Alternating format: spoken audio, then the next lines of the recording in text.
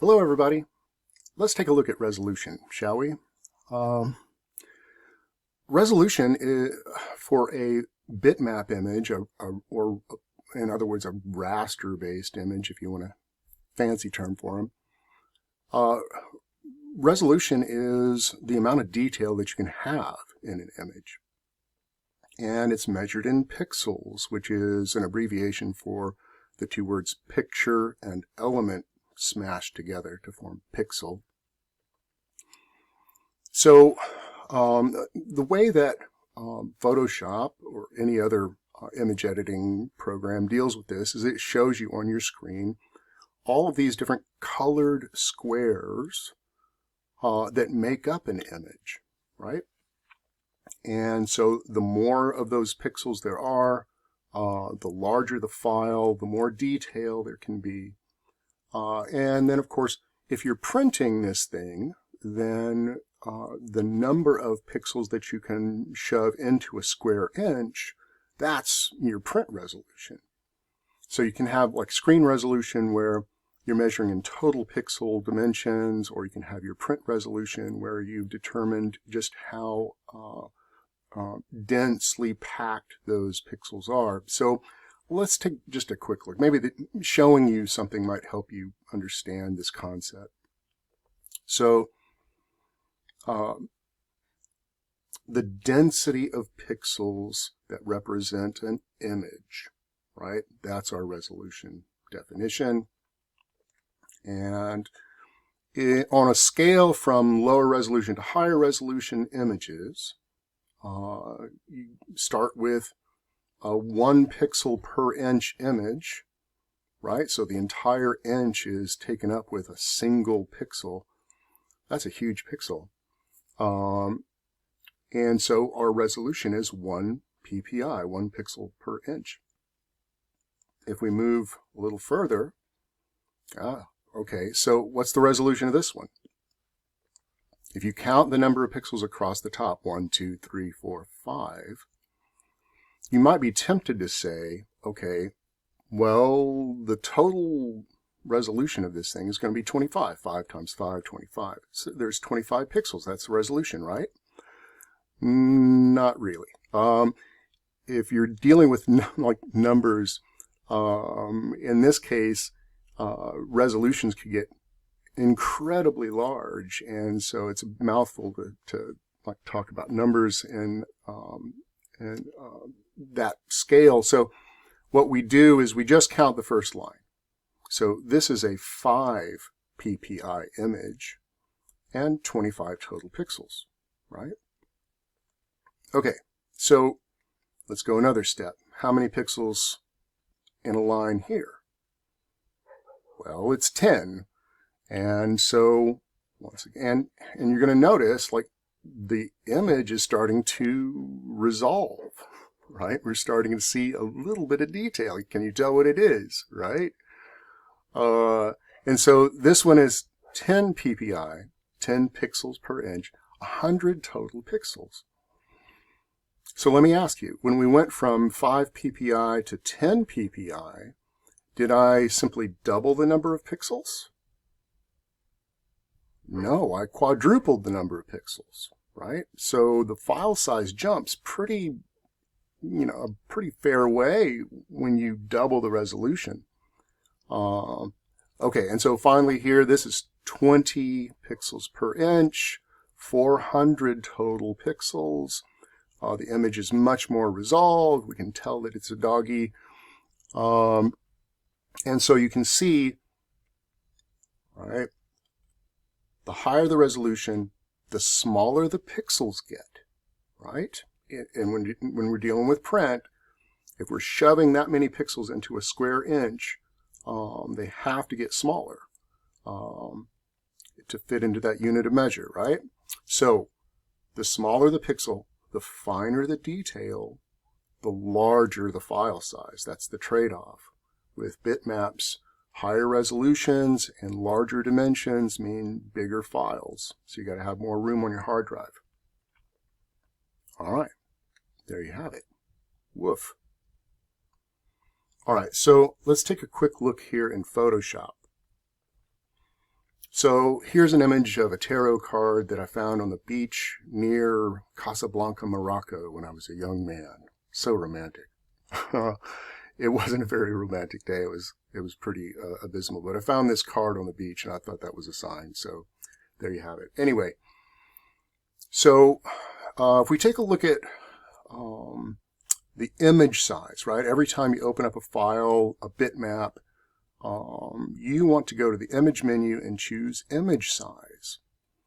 Because you got to know what you're dealing with in terms of size, physical dimensions, and resolution. All right, so if I look at my tarot card, right, it says that it's currently 6 inches wide, 7.5 inches high, and the resolution is set at 200. Okay, well, at 200 pixels per inch, you can actually make a pretty decent inkjet print from that, right? Like if you've got an inkjet printer at home, 200 is good enough resolution for that. Or if you're sending it to a place to have your photos printed, right? Photo printing places, 150 to 200 is enough. 150 is kind of the minimum that you need for a good print on an inkjet printer. All right, so let's take a look at this. Say I'm not wanting to print it, I just want to look at it on screen. I can go and switch the unit of measure to pixels. This will give me my total pixel dimensions. This is a 1200 by 1500 pixel image, right? Total pixels. All right, so not only could I print it, I could, this is kind of overkill for most computer screens, but it's good to know that you can very quickly switch between, measuring for print and measuring for your screen, right? So I'm going to jump back to inches here for a second. All right, let's say, I need to make a print of this, but I need it to be larger than 6 by 7.5. Well, one thing that you can do, you got to pay attention here. If your resample tick box is on, right? It means that you're going to change the resolution and the dimensions independently, right? You'll see that it's no longer linked here. So in order for me to trade width and height for resolution, I need to take, and not lose anything, I need to take resample off, because when resample is off, it links the resolution and the dimensions. So if I change one, the other two change accordingly. And so I know that I can lower this resolution from 200 to 150 and still get a decent inkjet print from it, and look at my width and height now, right? Now it's, there we go, let me highlight that for you. The width and height are now 8 by 10 at 150, so I can get an 8 by 10 print out of this pretty easily. All right, so it's important again to know, like if I do have resample on, and I decide to do something like I'm going to bump this up to 300 pixels, 8 by 10 at 300 pixels, right? Before, my file was a 5 megabyte file, and you can see that up here, right? It was 5.15 megabytes.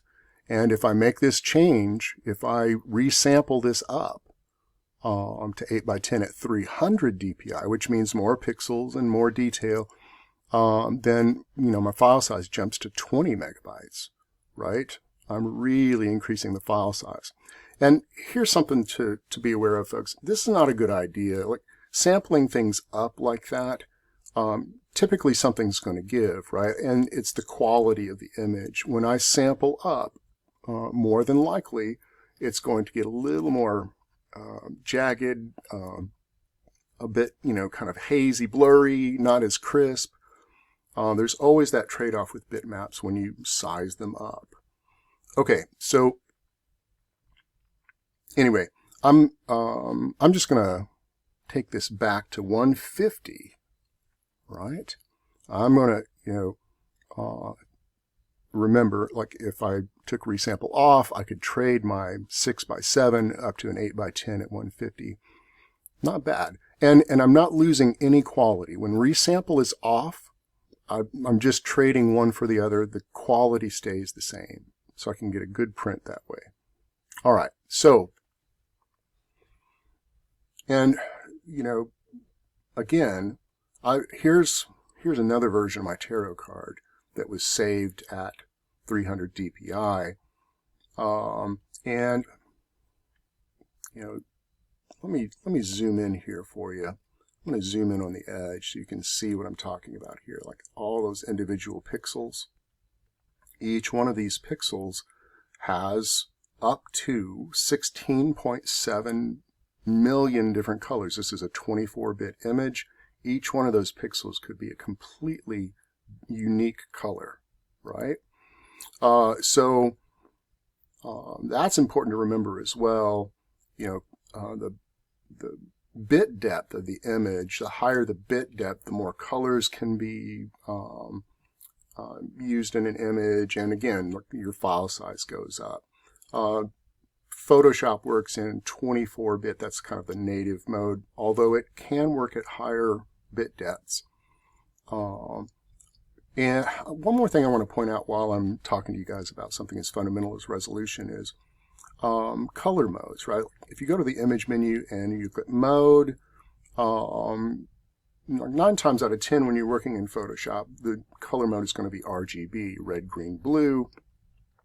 So that's 3 channels, 8 bits each. It's 24 total bit depth. And you're going to use this for on-screen graphics, and you're going to use it for inkjet printers. Most inkjet printers work with RGB. I know if you look under the hood of your printer and you see like cyan, magenta, yellow, and black ink, you think, oh, well, I've got to use CMYK. Well, inkjet desktop printers are designed to receive RGB information from you, and it does as good a job as it can in translating that to the colors that it knows. However, if you're dealing with a printer, professional press job, they want CMYK color, right? So a lot of Photoshop work is done in RGB because all the full functionality of Photoshop is available to the RGB color mode image. Not everything is available in the CMYK mode. So if you're working in CMYK mode, certain filters won't work. There's some limitations. But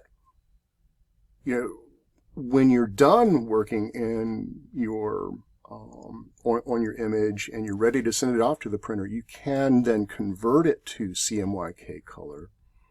And just take a look. You're going to lose some color because RGB color can produce many, many more different colors than CMYK. CMYK is designed to be used with printers, and printers, we can't mix as many colors by hand as the computer can with light, right? So CMYK color mode, when you switch from RGB to CMYK, you're going to lose a little something, and so it's going to need some tweaking on your part.